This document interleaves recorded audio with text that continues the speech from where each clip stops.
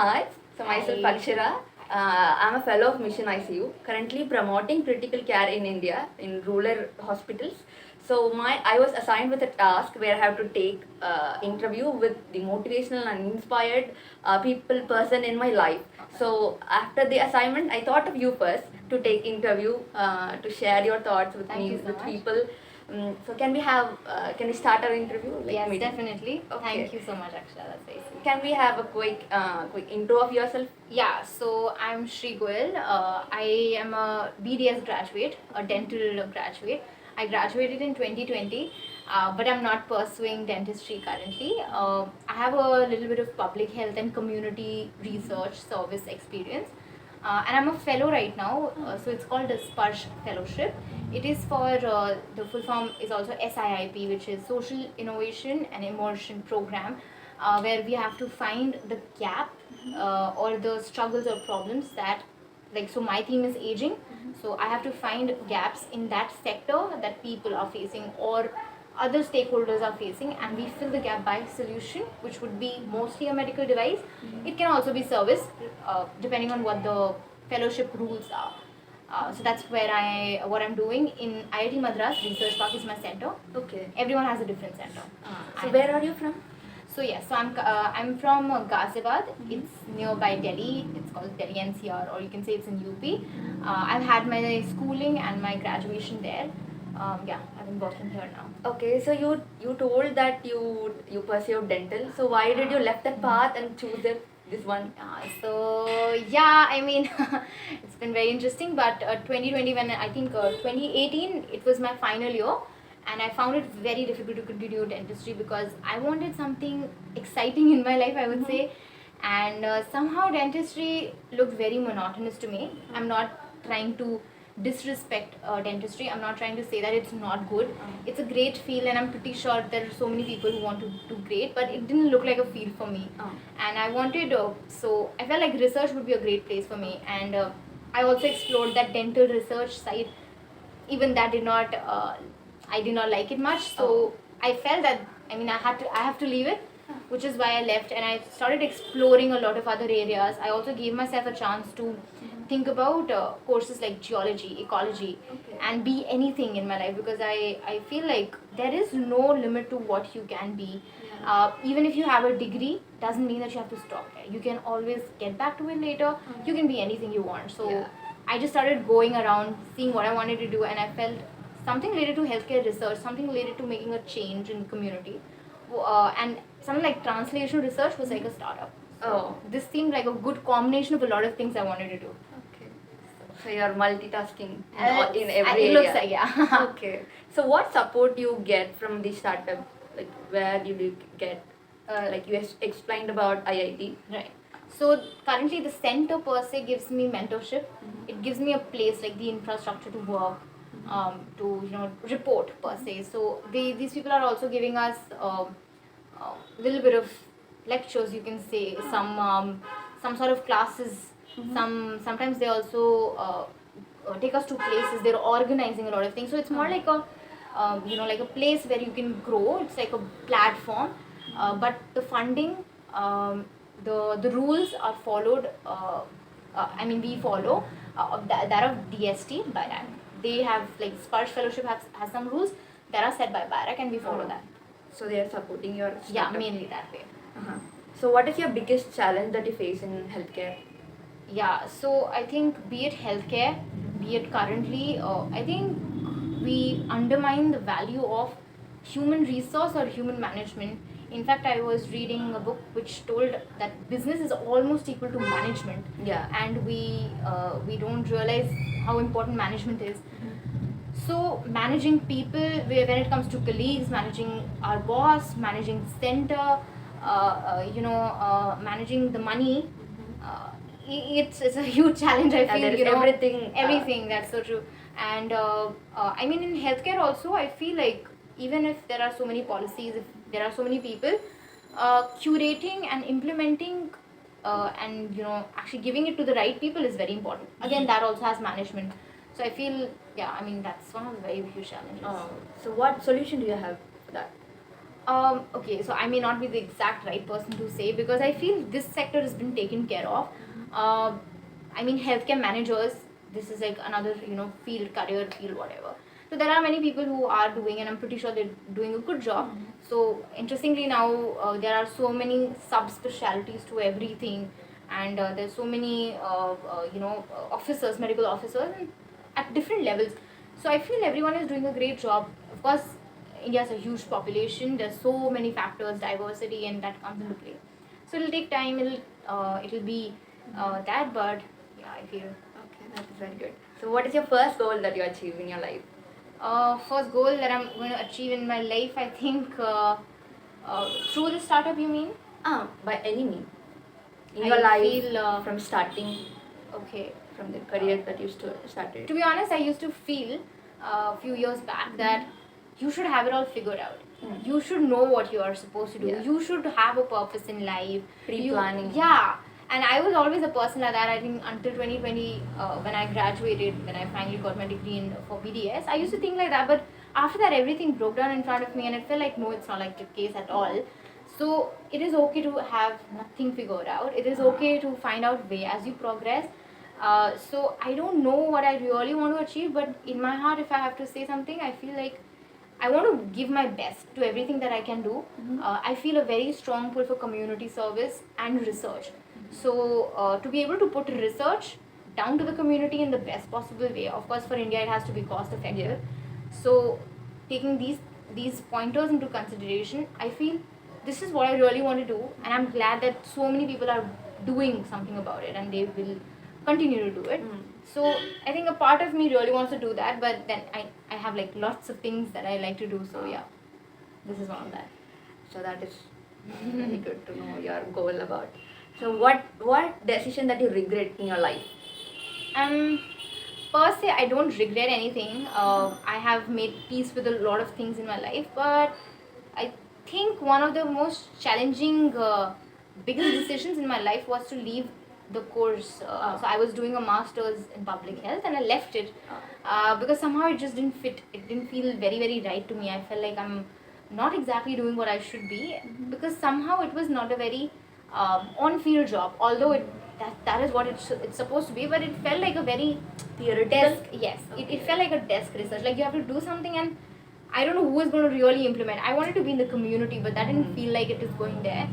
So it's not that it's not that I don't like public health, but I feel like there was a better thing that I could have done. So I don't regret it also, but I am not sure if it was the right decision. But yes, it's like a controversy. We have to talk about good side also. So what is your Yeah. best decision that you made in your life? Yeah, so this is exactly the controversy that I'm not sure if I regret it, but one thing that I got from it was this fellowship. And I feel like this is the best thing that I could have done in my life, that I could have done to myself. Because by that time, I never knew what a dream is like. But when I was asked whether I should be taking this fellowship, I asked myself why I should take, and it felt like it's like a dream thing that I wanted to do. So it's like something I really wanted to do. So yeah, definitely one of the best things. Okay, that is very great. So, what do you enjoy doing your free time? What do you do? What passion do you have other than healthcare? Yeah, so I have like a lot of things that I like to do, which is definitely not watching movies. Okay. And everyone Everyone is will like, say that. Yeah, no, but everyone is like into movies or series and stuff, and I don't do so. I have to like tell that first thing because I don't do that. So everyone is astonished, like how do you survive? But I'm a pretty sort of a cultural person, so I like to dance. I sing. I have my instruments.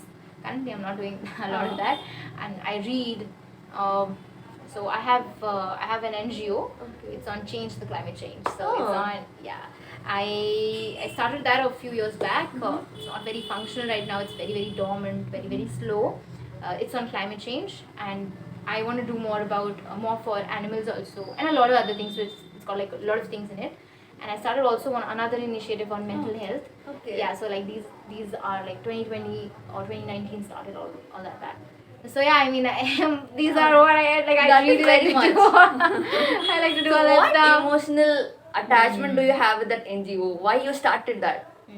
So when I was a kid, I think I was in sixth or something. So I always wanted to do, especially when you talk about climate change, I always wanted to do something with global warming. And I still remember myself doing these small batches I used to give.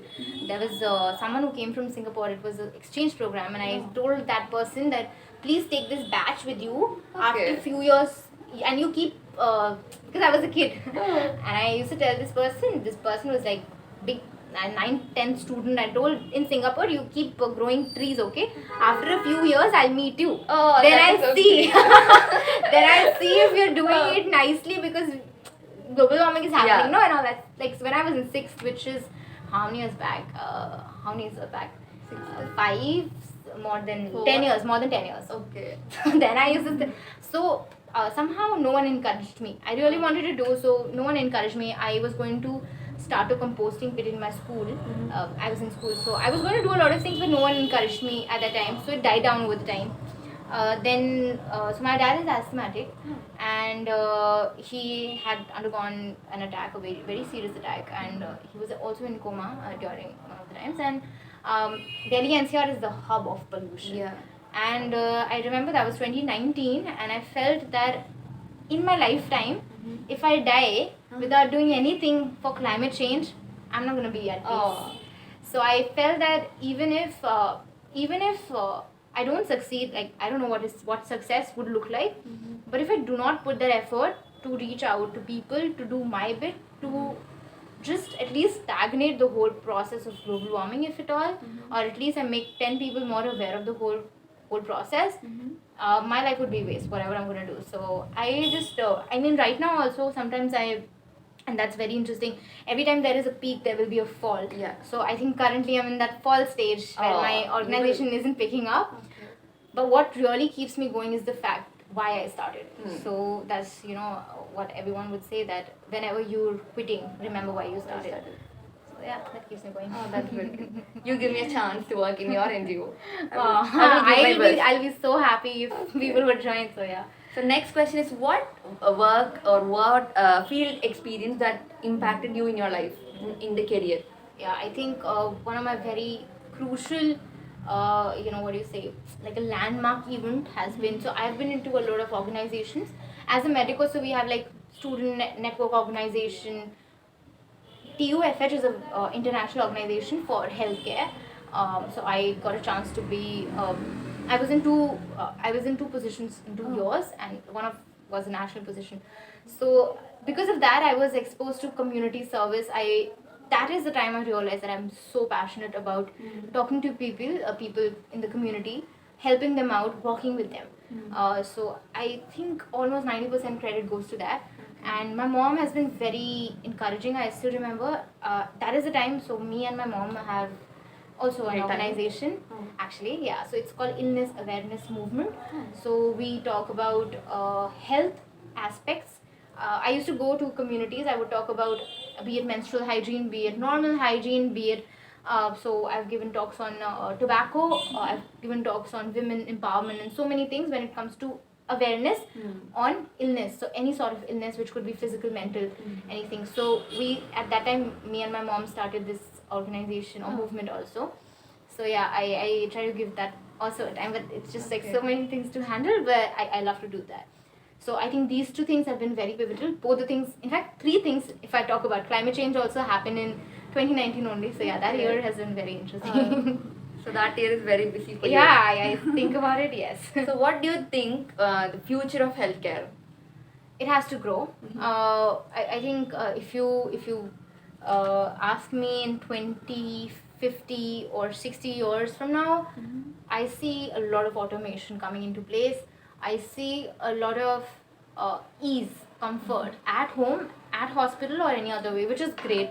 And it's very good to know that yes, healthcare services will be available to a lot of people, and there will be so much advancement, but there would be a lot of cost issues also. Although of course catering to a lot of people, cost will be managed, but as the advances will happen, of course the cost will also increase. So that will also have an impact on the labor, because a lot of people are now, of course, like for example, we have data entry, we have so many things that the humans are doing. those will be replaced a lot by automation, right? So that will be there. And although there is one graph going up for improvement, there is another graph which will go up for decrease also. I mean, decrease in health, which will be a lot of NCDs, which is non-communicable diseases like Pandemic that one? a pandemic is infection, Communication, infectious Uh-huh. diseases.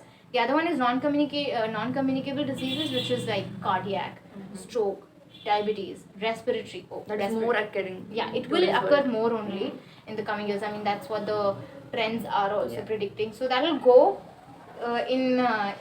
like as that will also grow, the advancement will also grow. So it will sort of grow simultaneously. And one thing that will always stay with us is viruses. Yeah. And they're not going to give up on us. So every year we probably have a new virus, and it'll keep happening. So it's going to be like that.